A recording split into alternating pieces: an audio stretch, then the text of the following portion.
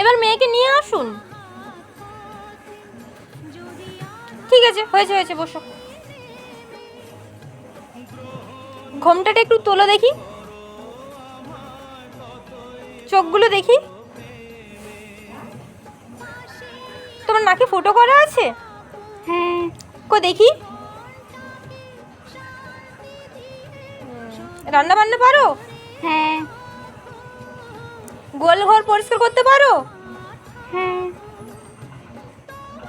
একটু শাড়ির ঘোমটাটা একটু সরাও তো, হাতগুলো দেখি একটু। গায়ের রংটা একটু কালো। আচ্ছা, একটু হেঁটে চলে দেখাও তো।